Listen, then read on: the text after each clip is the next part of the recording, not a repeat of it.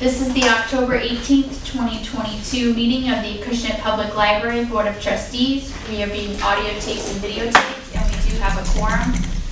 Our first item of business today is the Secretary's report from September 20th. Does anyone have any clarifications to those minutes or questions? If not, then we need a motion. Second. All in favor? Aye.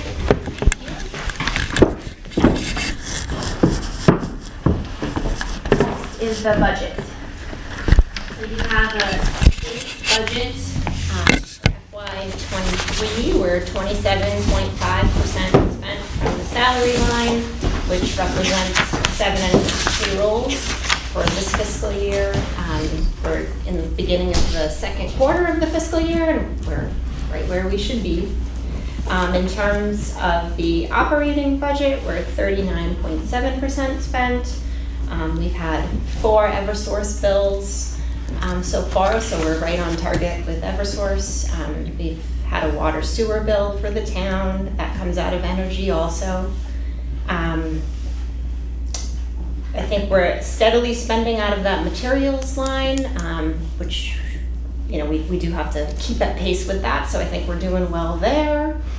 And we've received the reconciliation reports for the finance department through September.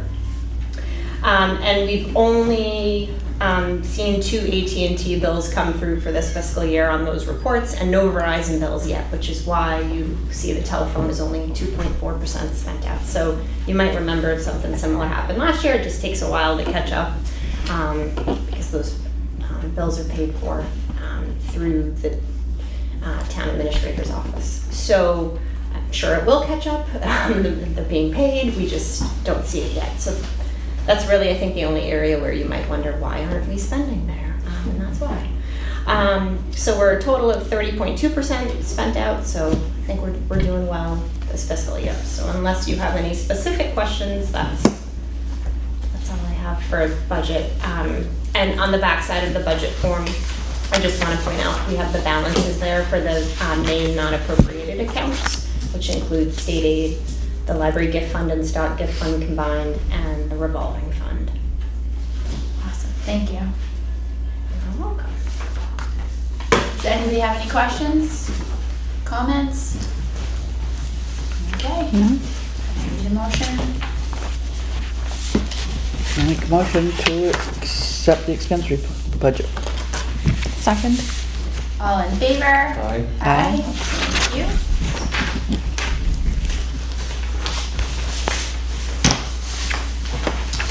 Next item of business, we're going with old business, is the discussion of the snow removal. At the last meeting, we had discussed that I was going to send a message, an email to follow up with Town Administrator Kelly on the meeting that we had back in February. I did send the email. It was conveyed to me through Dina that email was forwarded to the DPW, and they are supposedly working on a plan. It was not conveyed directly back to me that is what's happening. However, it was mentioned to me in a roundabout sort of way. So I will continue to follow up, and hopefully we'll have something so we can move forward. But I wanted to let you know that it is rolling, and it was in the works. Thanks for taking care of that Hopefully we'll have a plan. before the snow comes. Well, that's the idea. We'll see. Next item is the children's room assistant position. Yeah, so this is just keeping my promise to keep this on the agenda every meeting until we get to the budget season, which is quickly approaching anyway. But we'll be talking about this a lot, I'm sure, over the next couple of months.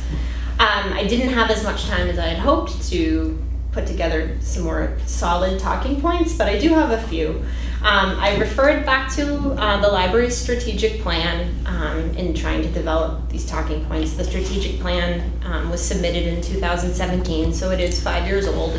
We're still within the dates of the strategic plan, so it's still current, of course. But we wrote it in 2017, and at the time, we had a committee, we did surveys, we got really a lot of feedback from the community about what they wanted from the library. That's what you do with a strategic plan. And as you know, we submit an action plan in support of that strategic plan every year, and we'll be doing the next action plan at our next meeting, because that's due by December 1st. But I went through the strategic plan and the action plan trying to pull out what are the things that the children's room assistant position is supposed to be doing, and are they able to do those things in 19 hours. And the things I want to highlight today, there are 5 things that within the strategic plan and supporting action plans the position should be doing. It should be responsible for community outreach events like the trunk or treat that the Acushnet Teachers Association holds, and partnering with area organizations for programs, groups like PACE. Currently, I am the person who does these things. So the library director is doing the community outreach in terms of children's programs. Community outreach is key to keeping the library as an active partner throughout the town and, of course, the surrounding community. So I'll do whatever I can to support community outreach, of course, but it should be the children's room assistant position primarily that's handling that. The position should be responsible for all cataloging and a substantial amount of collection development for children's material. Currently, I do all the collection development for the children's room, and the Patron Services Associate, that's Sandra's position, assists with cataloging because there isn't enough time for the cataloging that needs to happen. And, our current children's room assistant does not have a background in library services and doesn't come to us with cataloging experience, prior cataloging experience. So it's something that she's still working on and developing, because you don't just, know how to do that. Like, you just don't wake up and know the correct procedures for cataloging.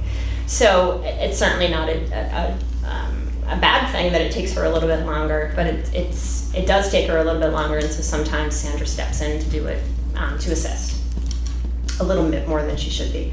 The position should be responsible for all class visits and outreach to local schools. This includes the promotion of teacher cards. Currently, I cover all public school visits, and as you know, no one is reaching out to our parochial school or area daycare centers. Sandra's position manages communication with the PTO and the elementary school administration and teachers regarding Beanstack, that software that we have. And the elementary school administration is being really supportive of making a push to have all of the students participating in that this year, and Sandra's the liaison for that, and it really should be the children's room assistant. According to the strategic plan and the action plans, the position should be adding new programs every quarter. That's not happening. And the position should be promoting databases and other electronic services for children, and I'm not even sure that our current children's room assistant knows what we have for children in terms of databases and electronic services enough to even start promoting it, because there isn't enough time in 19 hours for her to really learn what those services are. So those are the key ones for today. And I feel, just because it's who I am, I have to always say that, of course, I'm going to do anything I can for community outreach, and I'm also going to do whatever I can in terms of class visits, because I love doing those things, and I am reluctant to give them up, but it would be nice to share the workload of that, certainly with someone else. And it's impossible to share that right now. Just, anytime we do get asked for a class visit, it never seems to be when Melissa's scheduled to work. And, her current position is only 19 hours a week, and 19 hours is not very much in the grand scheme of our lives. So to expect her to be able to rearrange her personal schedule for her 19-hour-a-week job is an unrealistic and unfair expectation on my part. So I don't have that expectation for her. But it'd certainly be a lot easier to have her doing these things at 35 hours a week versus 19. So that's what I have for this week, or this meeting, for the children's assistant. But we'll keep bringing that up. How many hours do you? The bump up is to would you like? 35. So 35. From 19 to 35. And when we reviewed that last year, it's, I think, an additional, I don't have the dollar amount now, but it's, it's less than $20,000 additional a year in terms of the salary increase. But, as a reminder, that what we were continuously told last year was that the town was not going to pay benefits, and that's what was the sticking point, was the benefits package. So that's that. That's a lot. Yeah, no, it was really not as much as I wanted, but now that I'm looking, I'm like, yeah, that's fine. Yeah, definitely. It's a good place to start, that's for sure. So looking forward to more to come on that. Does anybody have any questions about that? Anything to add? We don't need to take a vote or anything No. there, so we'll move on to the next topic, which is the financial report.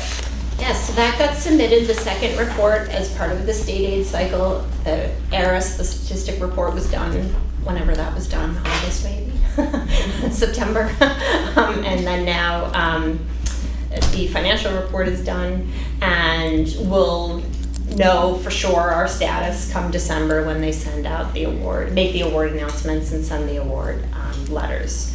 So just to review, the financial report is mainly used to confirm that we're complying with the requirements of the state aid program. The first requirement is that we've met the municipal appropriation requirement for fiscal year 23, the MAR. And we knew when we got our budget approved for FY23 that we had met the MAR. You might remember I usually combine something about the MAR in the presentation that I give to the Finance Committee and to the Board of Selectmen, because it's key to this whole process. So we knew, at town meeting that our MAR had been met, but the financial report is the first thing it confirms, is that we have indeed met that. The second thing it confirms is that we're open to all Massachusetts residents, which we are. The third thing is that we don't charge for normal library services. So in other words, we don't charge people to come in and borrow books. That's considered a normal library service. And so we meet that requirement. We also need to be open a minimum number of hours, which for us is 40 hours. And we are open, we're open 45 hours a week. We also are required to be open 5 days per week with some evening hours, and we're open 6 days a week with 4 weeknights with hours. The fifth thing is that your director has a master's, and I do. The sixth thing is that we've met the materials expenditure requirement for the prior fiscal year. So as a reminder, that means we need to spend 16% of our appropriated budget on material for direct patron use. And we have met that this year. We were required to spend $44,000 of our appropriated budget on material, and we spent $52,000. We've typically overspent on that because we do have the, since we've been earning more state aid, we do have the money to spend, so we should be spending it to meet the needs of the community, and we are. And that's it. Those are all the things. The other couple of things I wanted to just highlight from that is that since we relocated in late 2015, almost 7 years ago, we've seen a 55% increase in state aid since then. Not primarily, but in good part due to the fact that our non-resident circulation count has grown so much with more residents from New Bedford using the library. So for example, in FY15, we were receiving $14,000 a year in state aid, and in FY22 we received $23,000. So we're seeing a really big increase, which goes to show how important it is that we keep meeting all of these requirements, and also that how great it is that non-residents are using this library. That's a big win us in that way. And just so you, when we do get state aid, what we're spending it on primarily is we use it to make up the difference of our materials expenditure requirements. So like I said, this past year, our requirement was to spend $44,000, but we only get $26,000 from the town in our appropriated budget to spend on materials. So the rest of, we have to come up with $18,000 from somewhere else to pay for this material. So it's kind of an odd thing that you have to spend state aid to get state aid, but that is how it works. And maybe not so surprising. But in addition, we also use it for our website hosting fees. We use it for all of the performers and program fees that are not funded by the Friends of the Library, because we don't have any appropriated money that goes towards those programs that aren't staff run. We also use it for museum passes. We do have at least one museum pass currently that the Friends don't pay for, and so we use it for that kind of thing. So state aid is vital to our library. And it looks like, based on everything, we should expect to see about the same amount for FY23 that we had in FY22. So hopefully we'll be getting around $23,000, if not more than that. So we'll know soon, and I'll of course let you know when I know. I know that's a lot of info, but it's important for you to know that. And also, I think it stresses the fact that, you know, I'm not just sitting in my office reading a book. Oh, know that. For anyone who thinks that. Because people do still think that that's what librarians do all day. Wow. Okay, so. I don't have any questions. Does anyone else have anything? Very thorough, Good. as always. I know, right? Thanks. You leave us no questions. Yeah, so either that or it was like Charlie Brown's teacher talking. I don't know. No, you explained everything very well. All right, good. Yeah. No, absolutely. Thank you. It just leaves us with no questions, which is good.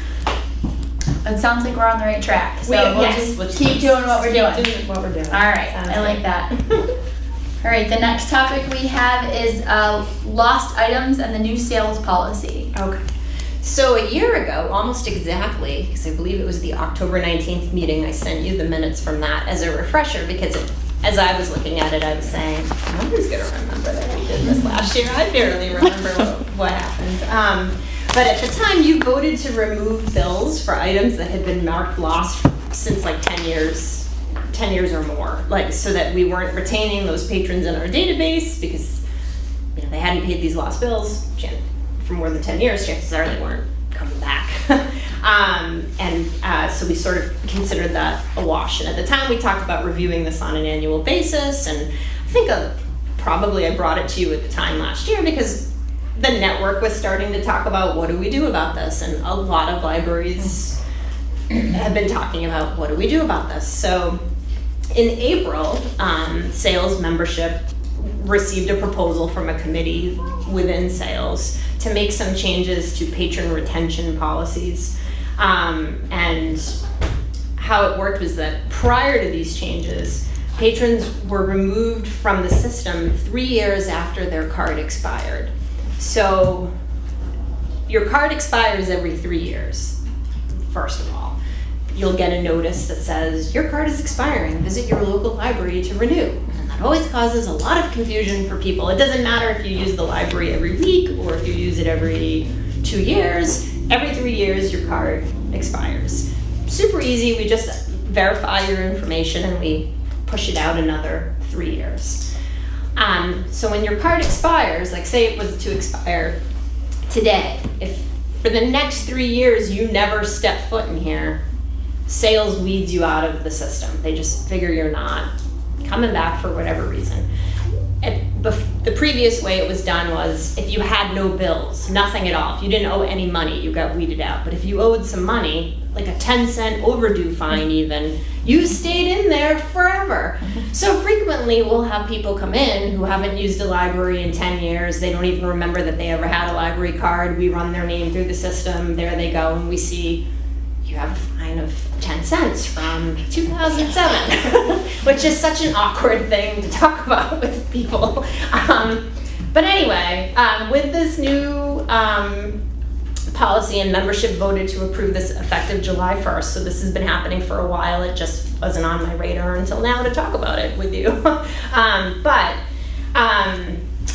The patron purge, as they refer to it as, now includes those with outstanding overdue fines and lost card fees. So no matter how much money you owe for overdues, or if you have a lost card fee, if it's been 3 years since your card expired, you're just wiped out of the system.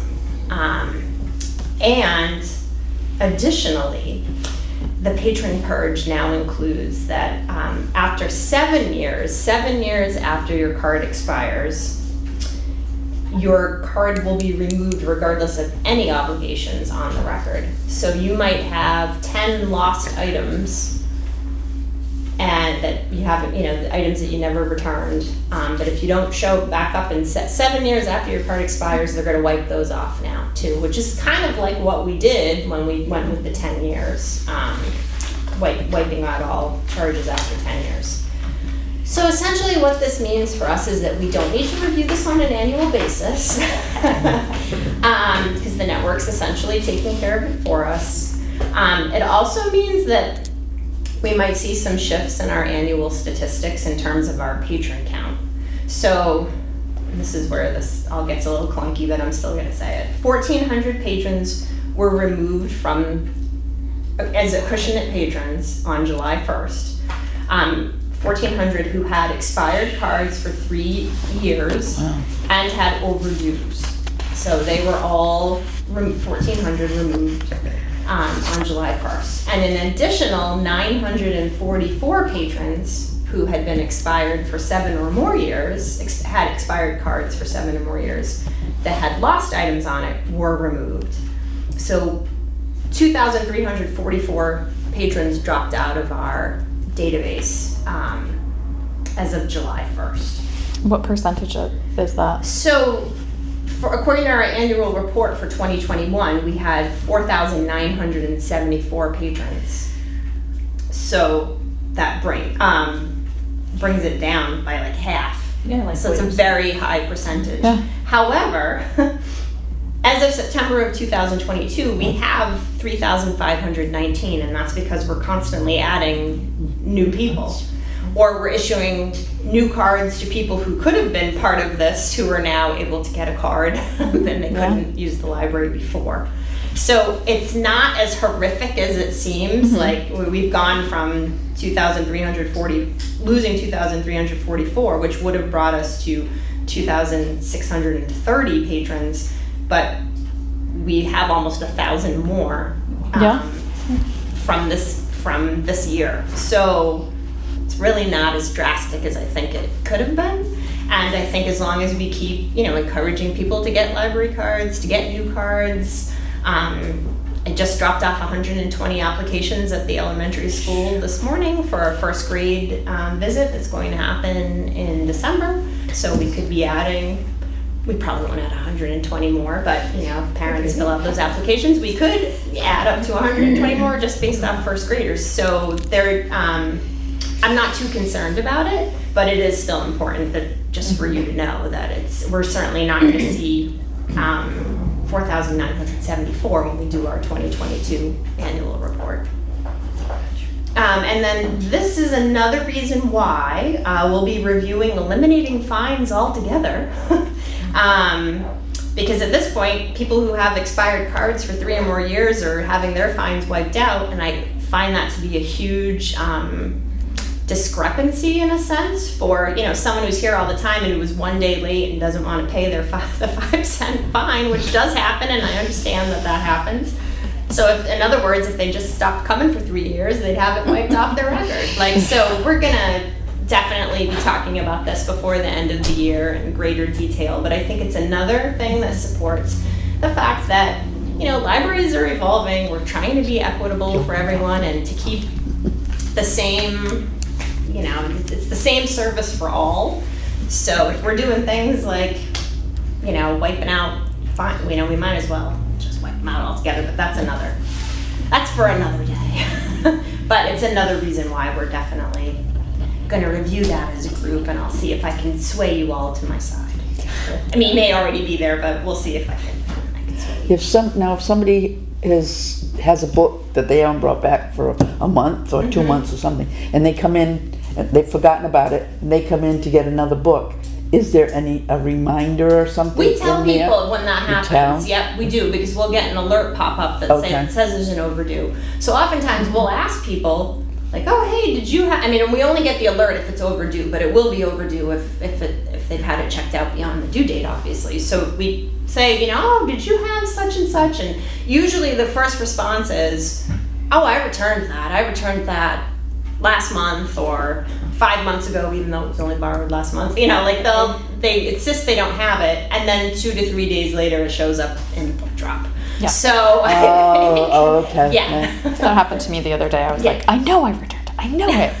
There it was in Porter's room underneath and all those things. Right, and that it happens all the time, and Yeah. we'll say to people, like, please don't worry about this. I mean, the max overdue fine is $2. So I mean, really, even if you're 3 months late with something, as long as you return it, you're only going to pay $2 for that item. Yeah, you know, it is with our fine rates. I can't speak to other libraries, but with ours.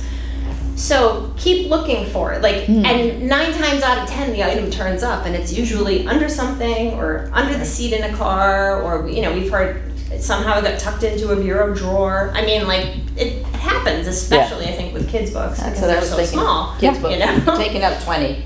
Right. Yeah. It's hard to keep tabs. I try to keep like an even number. Just going and say, we're missing one. Where is it? Yeah. But It's hard. It and we is get hard. that. So yes, long story short, we do Okay. let people know that, Alright. hey, do you still have such and such? And yeah. It also comes up if you do anything online, when you go into your account, it'll come up, you owe some money, I forgot what the Yeah. terminology is. Well, and you get. Oh, if we go, Yeah. if we go online, it Onto your shows. account. As Yeah. soon as you log in, if you look at your account, it'll be a little red flag there. Yep. That you're Right. an overdue book. And you'll see that right online on the Yeah. computer, or if you're Yeah. using the mobile app, you'll see it. Yeah. So, and again, we'll usually, or like you said, you'll get a phone call. Most people get like an email or a text Forgot about the message. phone call. But we'll get emails from patrons who will have gotten that overdue notice reminder, and the patron will say in the email, hey, I never even borrowed this book. I don't know what this is. And that just happened this week, and I asked Sandra to work with the patron on it, and long story short, the item was on the shelf today. So and it wasn't because it was here. Like, it wasn't here. We've have this crazy double discharge system, because in the computer, when you return a book, it's called discharging, which is just strange library terminology. Checkout is checkout, but returning is discharging. And we do a double discharge so that we're making sure that we've gotten everything scanned, so that if you say that you returned something, chances are we're going to go check our shelves, but the item is not going to be there, because it might miss one scan, but the chances of it missing 2 scans are really weird. I mean, has it happened? Yes, it's happened, but it's rare that happens.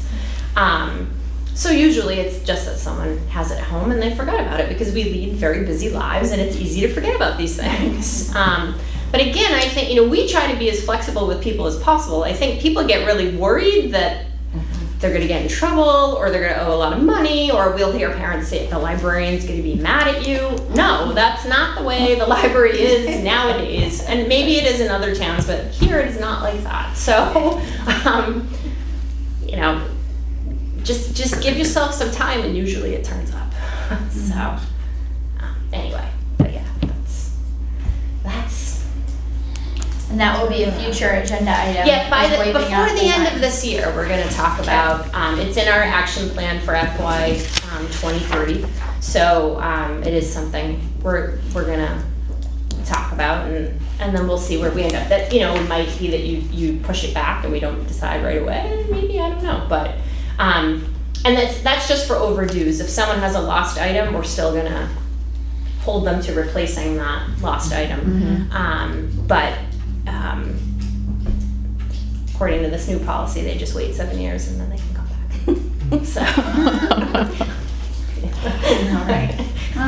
not that that's just me being That's just me being silly. No one, an active library user is not going to want to wait 7 years. No, absolutely not. No way.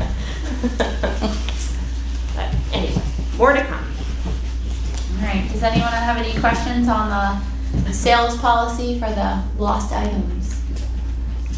All right, we'll move right along to the next one, where a donation made to the Owen Trust Fund. Yes. So we don't, we have a few trust funds. We don't often talk about them because we can't spend a lot, or if anything, from some of the trusts, because some of them have such big restrictions on them, the money can't be spent. And some of them you can only spend the interest on, so we spend like $40 or $50 a year. But the Owen Trust is, and I have the letter if anyone wants to read it, I can pass it around. But the Owen Trust is actually the Walter E. Owen and Georgette E. Owen Trust Fund. And back in 1983, they transferred the sum of $1,000 to the Library Trust Fund. And said interest or income from said trust fund was to be expressly used for the art show sponsored annually by the library trustees. At some point, the library trustees didn't sponsor the art show. The art show used to be held at the Russell Memorial Library. That stopped at some point due to space. It ended up moving to the COA, and the Owen Trust Fund kind of sat there. And when I came in 2015, I was told that nothing had been spent out of the Owen Fund in a long time, and just to sort of leave it there. The trust fund letter ends with saying that if for some reason the art show is not run or is given up, then said monies in this trust fund are to go to the library trust fund with only the income and not the principal to be used for supplies or for things they deem necessary. So we had a surprise a couple of months ago when the person who was leading the art show for I don't know how long, a while, Diane Kudo, came in with an envelope of cash for me that was money they had collected through the years, and they're ending the art show and was here to donate the money. I sent her over to finance so that she could speak with Nick, the assistant town accountant, because I can't just accept an envelope of cash no matter how awesome that is. There's a process. So Nick was great and worked with her, and long story short, we have, gosh, it's here somewhere in the total. The art show gave us a donation of $829, which was put into the trust fund account, and we now have $1,504.88 that can be spent from that fund. The $1,000 principal stays there forever and will never do anything but be there, but there's $1,500 that can be spent. So at some point, we'll have to talk about what to spend that money on. Sandra and I thought it might be nice if we used it to sponsor some art-related programs here, like some painting workshops or other craft work. Those are always so popular here, any sort of jewelry making workshops. So if we were to put it towards that, that's an idea. We have talked in the past about possibly displaying art in the library for that residents or members of the community. There are other libraries that do that. We've talked about that before. It's in the strategic plan. But the stopping point has always been, where would that go? Because we don't have a lot of wall space here. We don't have a room we could dedicate to something like that. I mean, there is space in this room, but the room is normally locked unless there's a program in here, because we don't have any way of monitoring what's happening in this room when there isn't a program going on in it. So that's, definitely something to talk about at another time, that you'll have a say in how that gets spent as the board who gets to figure out how to use it for things you deem necessary. But that was a nice surprise, and I'm sorry that the art show is disbanding, but I do appreciate that she came in with that. That was very nice. Absolutely.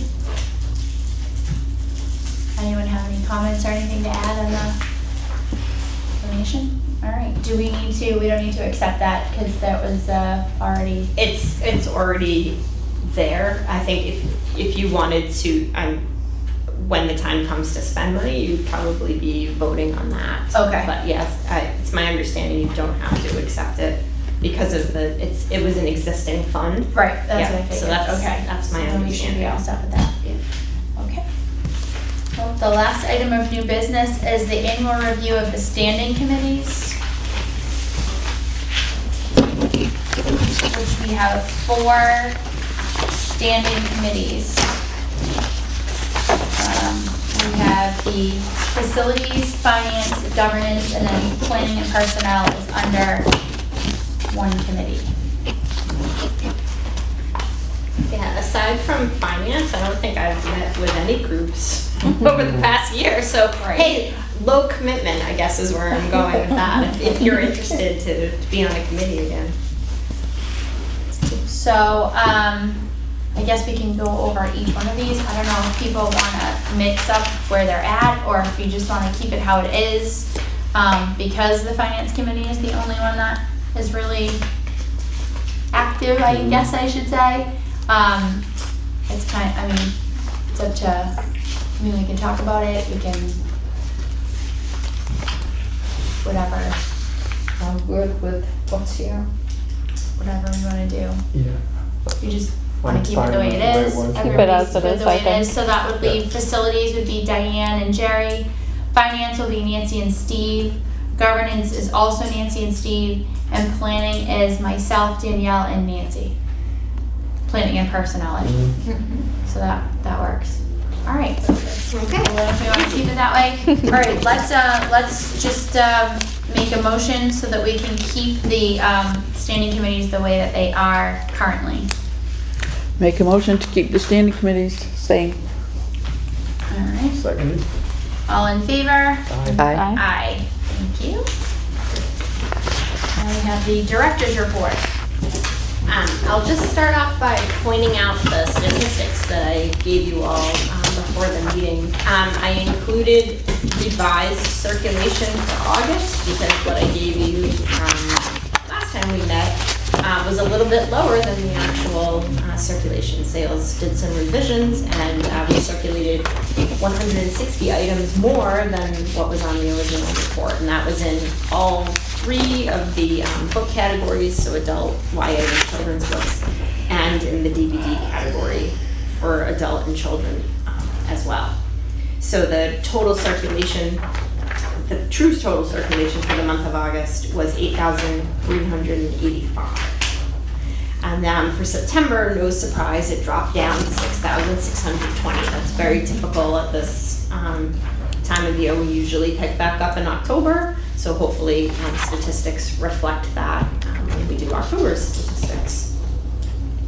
But unless you have any questions about statistics, I think everything is pretty normal for what it, where it usually is.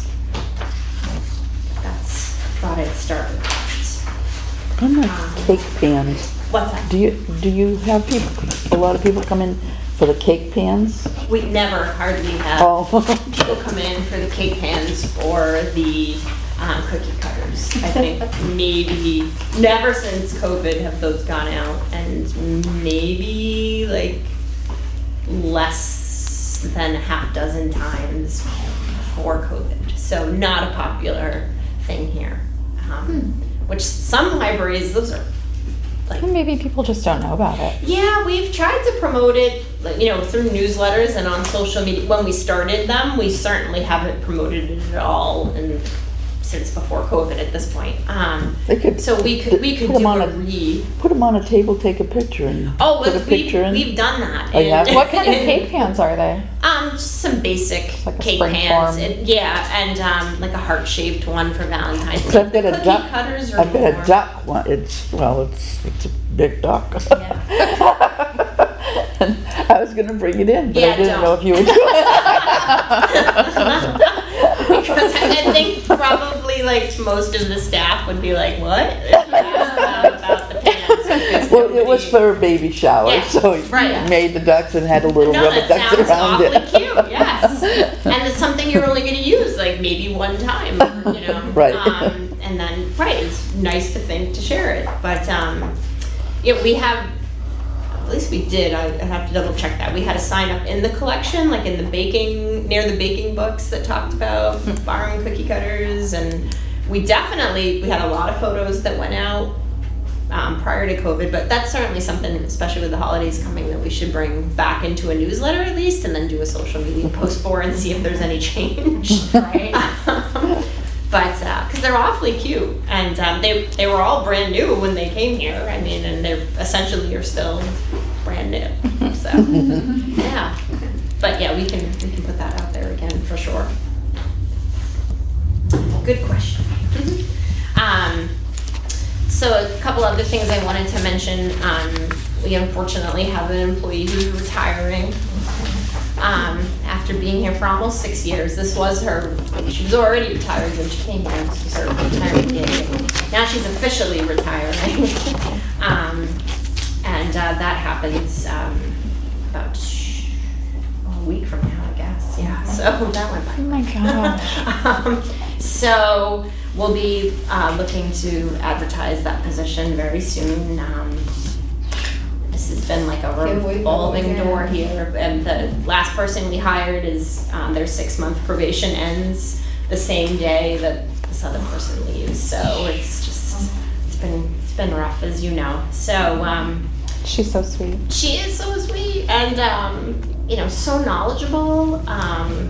It's a tough loss for sure, and the position is only 8 hours a week, and we had trouble filling 19-hour-a-week positions. So I'm not sure how this 8 hours is going to go in this current climate of, people needing more, I think. So we'll see. If you know of any recently retired librarians who are looking for, who want a little part-time job, but more to come on that position. You probably read about the PIN change policy, another sales policy that happened. That was at the beginning of October. This PIN policy change was is part of an initiative to protect patron privacy. There was a breach for a major library system of their patron database, and so since that happened, sales has really taken a lot of steps to protect patron accounts, and this is part of it. So we can no longer see what a patron's PIN number is. We used to be able to see it, which was great when a patron was coming in to use the computer and have had their library card for a really long time and they don't have any idea what their PIN is. A lot of them don't even remember that they had a PIN. So we would be able to tell them what it was, and then they'd sit down at the computer and be great. It's also good for the Commonwealth catalog, which is the statewide catalog. So if you can't find something in sales, our next step is to look in the Commonwealth catalog for patrons, and if they already have borrowed material, then they have an account there and we can see their account. But if they haven't, then we have to enter in their barcode and PIN number, and we can no longer do that because we also can't ask them for their PIN number. So in addition to us not being able to see it, we can't ask them what it is to provide that service for them. So the state is working on removing the PIN from the Commonwealth catalog as part of their authentication process, but that's still a ways away. But fortunately, it really hasn't been that bad. I think we took some steps, beforehand to sort of eliminate that being an issue. And if a patron does forget their PIN, we can reset it to the last 4 digits of their telephone number only. And then if they have an email address on file, they can be sent a reset link where they can reset it to something else. So I think it's going to be okay. We were a little more worried about it maybe than we needed to be, but so far so good. Our patrons here seem to take a lot of things in stride, which is great, because I've heard it hasn't been so easy at other libraries. So thanks, Acushnet Library patrons. We submitted an application for the 2023 Acushnet Cultural Council for a grant in support of next year's summer concert series. So they did support that this past year, and hopefully they'll approve our grant for next year. I completed the Mass Board of Library Commissioners statistical evaluation and survey regarding hotspot use. And I plan to go to the Staples in Fairhaven tomorrow to recycle the hotspots that we have. They were turned off as of September 30th by the state. A few patrons who were regularly using the service were all good and seemed to understand why we were choosing not to continue with the program for now. And otherwise, it seems to have gone very much unnoticed by our patrons. I went to Fairhaven and borrowed one. Excellent. It worked. I'm sure our loss is area libraries gains for people who are wanting to take advantage, so that's great. What else did I wanted to make? I did go to the trunk or treat last weekend. No one else on the staff was available to attend with me, but I had a great time. There were tons of families there, and I think it's such a great fundraiser for the Acushnet Teachers Association Scholarship Fund. So very happy that they sent an invite and had a great time. Melissa's preparing for the Halloween Carnival, which happens this Saturday from 10 to 12:30, and she also has Halloween pajama story time on Tuesday, October 25th at 6:30. And a couple of other programs to mention. I had already mentioned this at the last meeting, but Tim Weisberg will be returning with a haunted objects program. He hasn't brought that one here before, but he'll be here on Wednesday, October 26th at 6 p.m. That's funded by the Friends of the Library. Also, we heard from a filmmaker who produced an award-winning documentary about two siblings and their bicycle adventure to find the memories their grandfather lost to Alzheimer's. It's a movie called Cycle of Memory. And they will be holding a screening here on Wednesday, November 2nd at 6 p.m.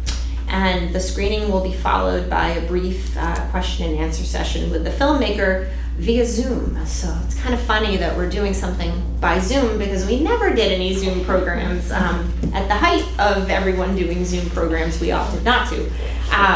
And we'll be doing one. The filmmaker received a grant from the Acushnet Cultural Council, so that's how they're the funders for this program. And lastly, local Vietnam War veteran Bill Como will share his book Duel with the Dragon on Monday, November 7th at 6 p.m. We had previously advertised this program for Wednesday, November 9th, but he had a conflict. He's getting an award that night, and so he instead will be here on Monday, November 7th at 6 p.m. And that is Veterans Day week, so I think it's a nice program to have.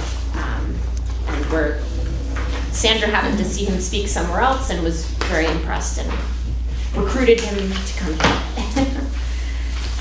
But other than that, I think those are all the highlights. Anybody have any questions or comments? Sounds like a busy month. Yeah, just when you think it's not gonna be, it is. Bam. All right, I think that's all we have. We are going to go into executive session.